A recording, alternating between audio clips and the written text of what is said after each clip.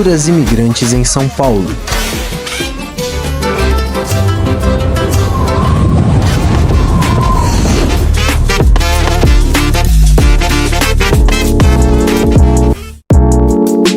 Você já parou para pensar quantas culturas convivem lado a lado em São Paulo? A cidade é um caldeirão de tradições, sabores e histórias vindas do mundo todo. Que tal explorar os bairros icônicos da capital? As influências japonesas, os traços árabes, as raízes africanas e o toque sutil italiano. Mas você sabe como tudo isso começou? Para descobrir, nada melhor que uma visita ao Museu da Imigração, onde as memórias de quem chegou ao Brasil com sonhos e desafios estão preservadas. Bora explorar? Esse passeio está só começando. Bom, a história começa com a Hospedaria de Imigrantes do Brás, um lugar super importante que acolheu milhares de pessoas no final do século XIX e começo do XX. Tudo isso aconteceu porque depois da abolição da escravidão, o Brasil precisava de pessoas para trabalhar nas plantações de café. Na Europa, a situação estava feia, pobreza e fome dominando. Com isso, o Brasil começou a abrir as portas para quem quisesse vir e tentar a sorte. A hospedaria, inaugurada em 1887, foi a primeira casa de muitos imigrantes. Imagina só, o lugar não só fornecia cama e comida, mas também hospital, farmácia, correios, lavanderia, uma estrutura bem completa, porque recebia muitas pessoas de uma vez. E o mais interessante, além de estrangeiros, também começaram a chegar migrantes de outras partes do Brasil, especialmente na década de 1930. Mas e aí, o que aconteceu com ela depois? Pois é, em 1978, a hospedaria encerrou suas atividades, depois de 91 anos de funcionamento.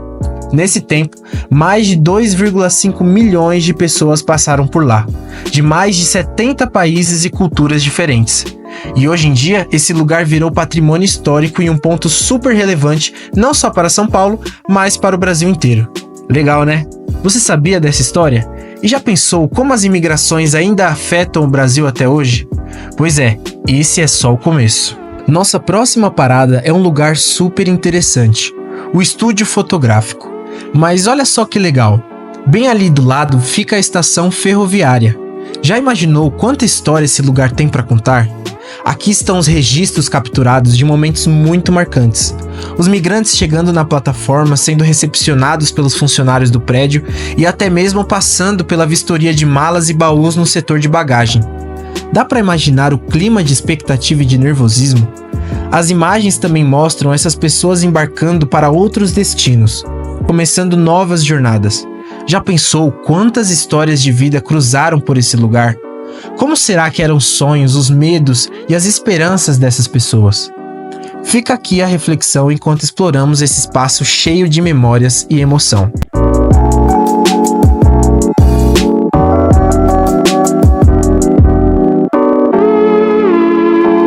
Você já imaginou como seria voltar no tempo e se vestir como no século XIX? Pois é, nesse espaço do museu é isso que acontece. Eles têm um estúdio fotográfico todo especial, onde você pode fazer uma sessão de fotos no maior estilo vintage. Legal, né? Mas espera aí, não é só colocar uma roupa qualquer não. O responsável pelo estúdio te ajuda a se vestir com trajes autênticos da época. Parece até coisa de novela de época. E o cenário? Perfeito para dar aquele toque final. E a melhor parte é que você ainda pode levar as fotos para casa como lembrança. Que tal sair do óbvio e experimentar algo tão diferente assim? Me conta, você faria?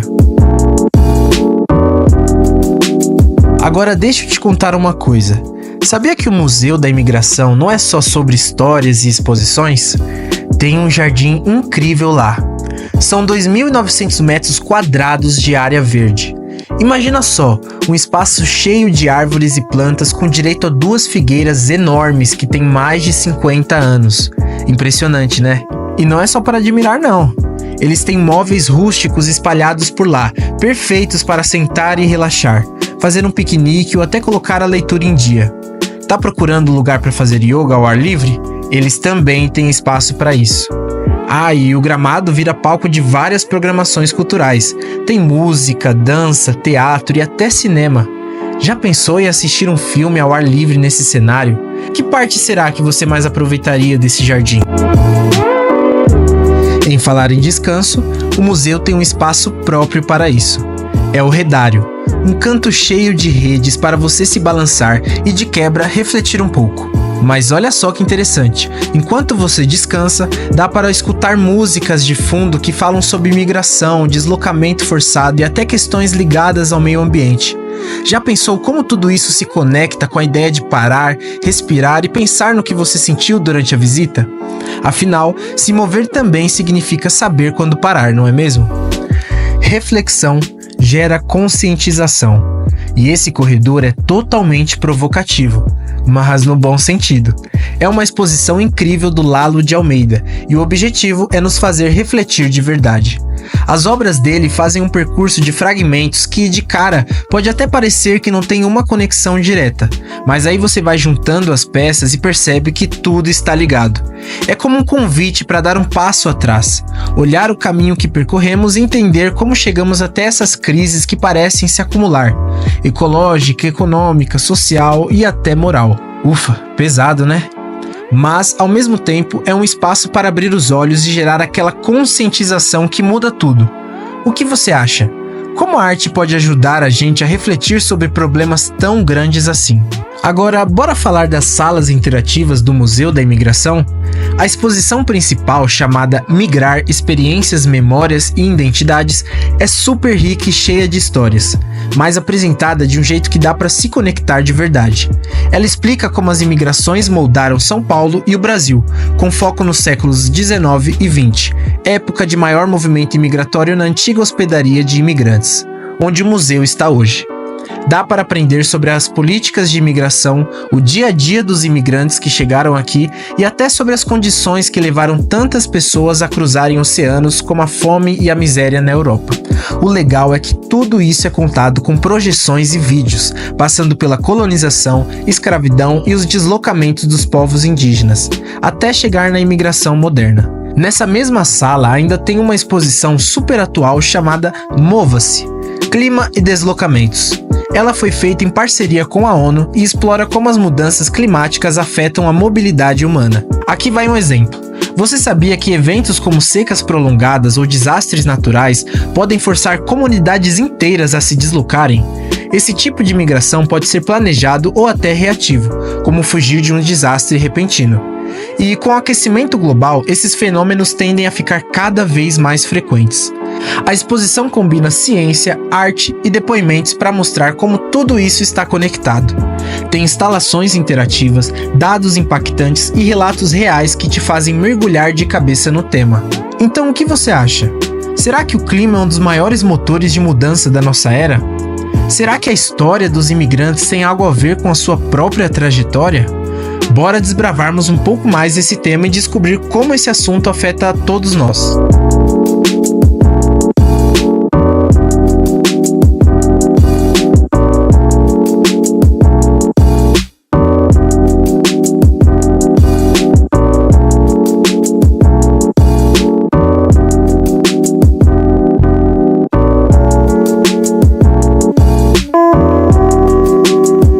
Chegamos a esta parte do museu, o Migrar: Inquietações, Perguntas e Possibilidades. O nome já dá a dica, ela não tá ali para dar respostas, mas para te fazer refletir e questionar. Esse projeto foi criado depois de muitas conversas com migrantes, pesquisadores, ativistas e outros grupos. A ideia era ouvir histórias e experiências reais para trazer novas perspectivas sobre o deslocamento humano. E o resultado? Um espaço cheio de perguntas que te convidam a olhar para as migrações de um jeito mais profundo. E quem sabe até se reconhecer nessas histórias. Os elementos da instalação não trazem soluções prontas, pelo contrário, eles instigam a gente a pensar em outras possibilidades e em tudo que ainda falta explorar sobre esse tema. Bateu aquele sono? Segura aí, que tá quase acabando. Mas já pensou como seria dividir um quarto com 150 pessoas? Pois é, na época da hospedaria, no primeiro andar, tinha 4 dormitórios gigantes, cada um para 150 pessoas, e mais 2 no térreo. Era muita gente junto. Ah, e a higiene era uma preocupação séria por lá. As roupas de cama eram lavadas com frequência, e o chão era limpo o tempo todo. Durante o dia, os quartos ficavam fechados. Só quem realmente precisava descansar podia ficar ali. A Sala São Paulo Cosmopolita, no Museu da Imigração, explora a formação da cidade e a diversidade cultural de bairros como Bom Retiro, Brás, Moca, Santo Amaro, conectando passado e presente. Esse espaço do museu faz a gente viajar no tempo, conectando o passado e o presente de uma maneira super instigante. E mais, nos convida a olhar com mais carinho para os bairros e suas especificidades, percebendo como cada um deles contribui para a identidade da cidade. Ficou com vontade de visitar? Porque olha, isso é só um gostinho. Além de tudo isso, o museu tem muito mais. Mais exposições interativas, programação cultural e educativa, passeios de Maria Fumaça e até uma cafeteria. Quer saber mais? É só acessar o site oficial e conferir tudo o que está rolando por lá. Agora, bora explorar um pouco das culturas imigrantes pelos bairros de São Paulo? O que será que nos aguarda? Cultura italiana. Nossa aventura pelos bairros continua por aqui na Moca, berço da cultura italiana. E sem perder tempo, já encontro uma das melhores padarias da região, a Di Cunto, um lugar aconchegante que por muitos é considerada a rainha das tortas. Mal cheguei e já fui convidado à cozinha do chefe, onde vi de pertinho o preparo de um delicioso cannoli, um dos doces mais conhecidos e amados, originário da Sicília, na Itália, que consiste em uma massa doce frita em formato de canudo, tradicionalmente recheada com ricota. Aqui na Di Cunto você encontra doces e salgados típicos da Itália. E é claro que eu escolhi o meu, né? E posso falar? Esse doce chamado 1000 folhas de doce de leite com pasta de amendoim estava uma delícia. Agora vou te mostrar um restaurante com uma proposta de cozinha imigrante. O Hospedaria conta com pratos que são pensados na culinária que aprendemos com os mais antigos. A decoração da hospedaria é muito interessante, porque ela é cheia de itens que fazem alusão aos imigrantes. Quadros, objetos, tudo isso faz o ambiente se tornar muito acolhedor.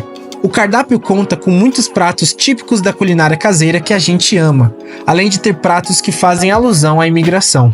Fiquei em dúvida do que pedir com tantas opções maravilhosas da cultura italiana, mas já que estamos falando de Itália, escolhi o macarrão ao sugo, que foi preparada com muito estilo pelo chefe. Esse prato é um macarrão parafuso com molho sugo, creme de queijo meia cura, manjericão, azeite, pão e, para finalizar, a cereja do bolo. Mas claro que não é cereja, mas sim o parmesão ralado que nunca pode faltar num prato de macarrão.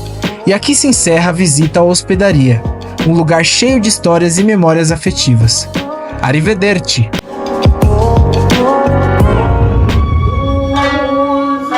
Cultura japonesa.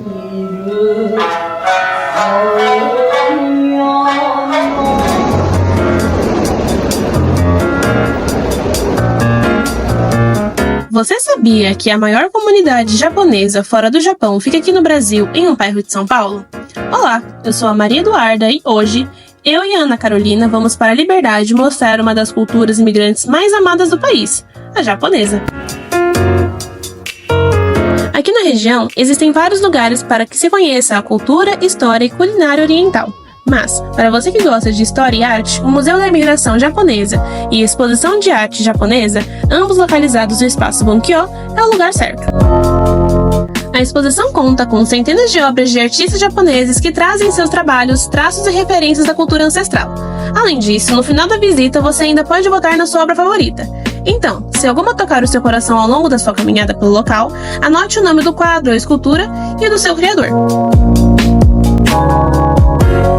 Quando saímos da exposição, passamos em mercados que vendem refeições e lanches tradicionais da cultura. Para você que tem vontade de provar guloseimas e bebidas para descobrir os sabores favoritos do paladar asiático, os diversos mercados da região são os lugares certos.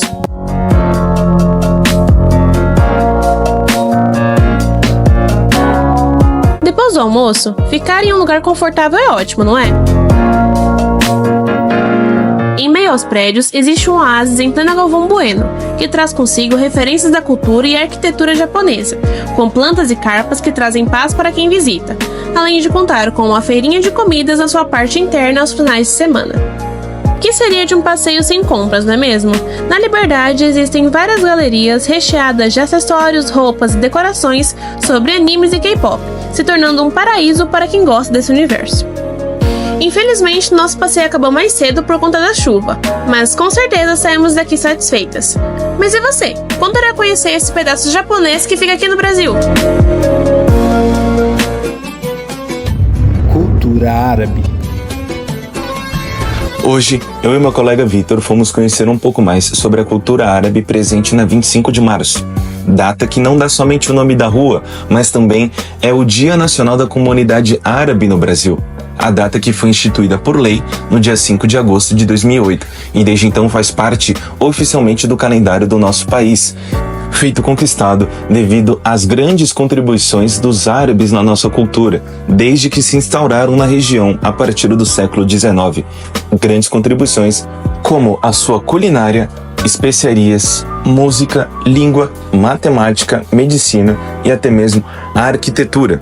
Mas nesse vídeo nós vamos mostrar mais sobre a culinária e um pouco sobre suas especiarias. Falando sobre sua culinária, nós conhecemos 2 restaurantes e neles experimentamos alguns pratos típicos, como por exemplo a esfirra aberta, um prato muito típico da região árabe, conhecida como kalash. Ela tem bastante tempero, ela é bem salgada, acentuando bastante os temperos típicos dos árabes. Também experimentamos 2 doces, o halawi e o ninho, que apesar do nome não tem nada a ver com o nosso leite ninho, e sim ele representa um ninho. É como se fosse um ninho de passarinho com um recheio dentro, que seria de ameixa, que foi o que nós escolhemos. E vale a pena passar algumas dicas muito importantes.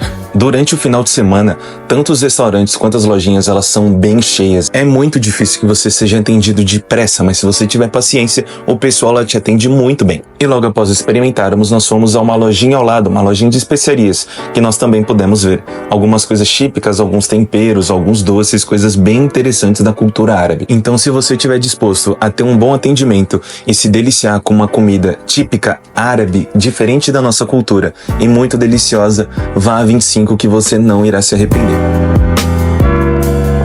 E não é diferente no Brás. Pois é, o Brás é um verdadeiro mix de etnias. Cada cantinho tem uma história, e a mistura de culturas faz esse bairro ser ainda mais único. E olha, além de ser o maior centro de comércio e confecção de moda do Brasil, ele também é um lugar recheado de restaurantes incríveis, lojas diferentes, docerias deliciosas e, claro, tudo com aquele toque da cultura árabe que deixa tudo ainda mais especial. Uma dica incrível para quem ama perfumes. Já ouviram falar da loja de perfumes árabes importados que fica no Shopping Espaço Oriente? Ela fica na Rua Oriente, número 139, lojas 20 e 21. Super fácil de achar. E o melhor, eles vendem tanto no atacado quanto no varejo. Então tem opção para todo mundo. Agora o que é mais legal, os perfumes são originais e enviados para todo o Brasil. O fornecedor, o Mohamed Nassim, tem uma variedade de fragrâncias que vai desde os aromas mais doces, tipo chocolate, baunilha com canela, até as mais frescas, florais e até afrodisíacas. E não podemos deixar de falar das embalagens, né? Cada uma mais linda e sofisticada que a outra. Também feito para todos os gostos. Seus produtos são vendidos para o público masculino e feminino. Ainda no Shopping Espaço Oriente, praticamente ao lado da loja de perfumes, encontramos ao fundo o Sabor do Oriente, um cantinho árabe abrasileirado que faz um pouco de tudo. Hambúrgueres, pães de queijo, café expresso, mas o seu carro-chefe é o shawarma. Já ouviram falar?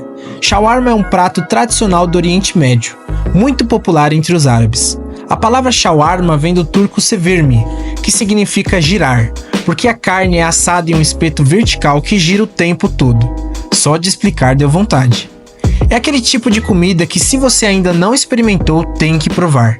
E o melhor de tudo é que o Sabor do Oriente trouxe esse prato pra cá com aquele toque abrasileirado, super saboroso e cheio de tempero.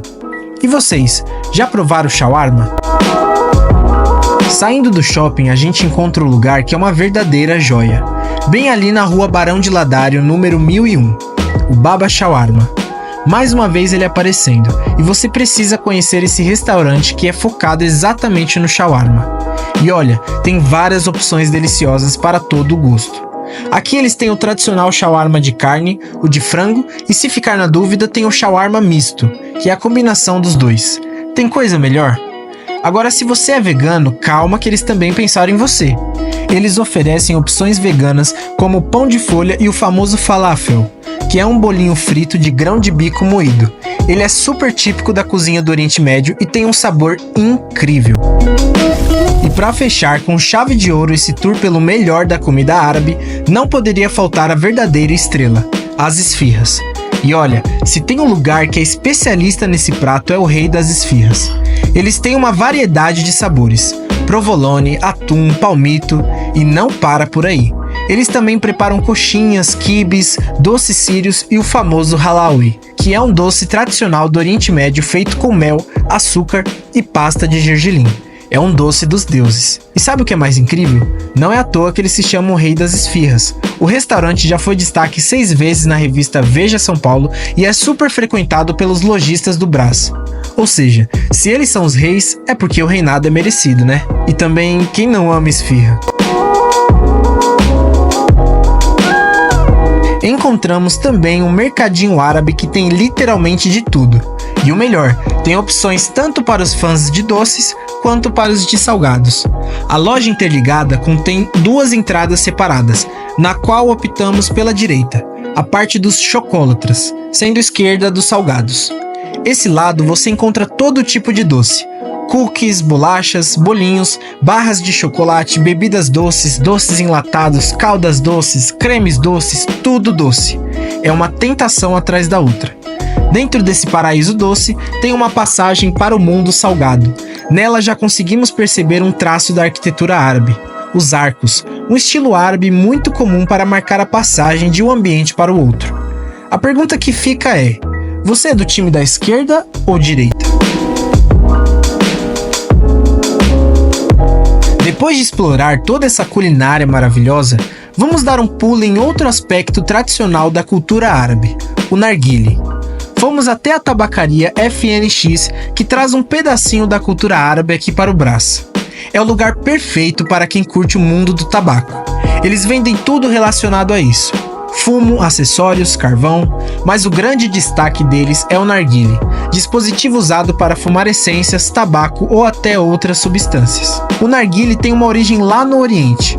Em alguns lugares, fumar ele não é só sobre o ato de fumar, mas também está ligado a rituais de paz, repouso e até momentos de relaxamento. Bem diferente, né? Ah, e para os árabes, o narguile também pode ser uma peça de decoração na casa ou até mesmo um presente para os amigos. Já pensou em ganhar um narguile de presente? Conheço muitos brasileiros que ficariam felizes. E vocês, já experimentaram ou têm curiosidade de conhecer mais sobre o narguile? Porque além de ser uma tradição, é quase como uma experiência cultural completa, né? Cultura africana. Hoje, eu e meu colega Matheus fomos ao bairro da República, no coração de São Paulo, para explorar um pouco da rica e vibrante cultura dos imigrantes africanos na cidade.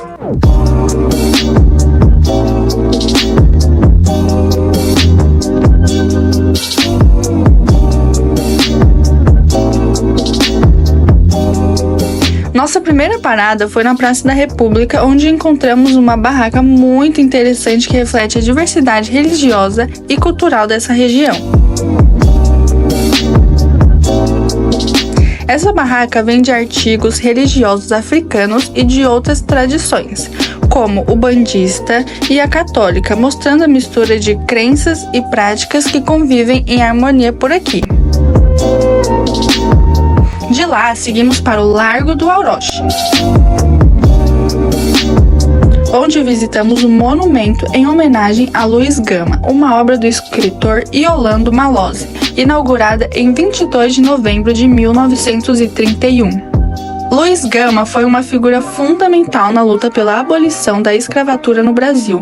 Ele era advogado, jornalista e abolicionista e também poeta, conhecido como poeta dos escravos. Mostrando este grande personagem de nossa história, seguimos para o Bius, restaurante de raízes camaronesas, localizado na rua Barão de Limeira, número 19A, na qual fomos muito bem recebidos por um de seus donos, o Victor. Lá comemos um maravilhoso nidumbê de carne e, para as pessoas com paladar mais abrasileirado, um pastel africano chamado ialaki. Comidas inconfundíveis que remetem à maravilhosa história africana.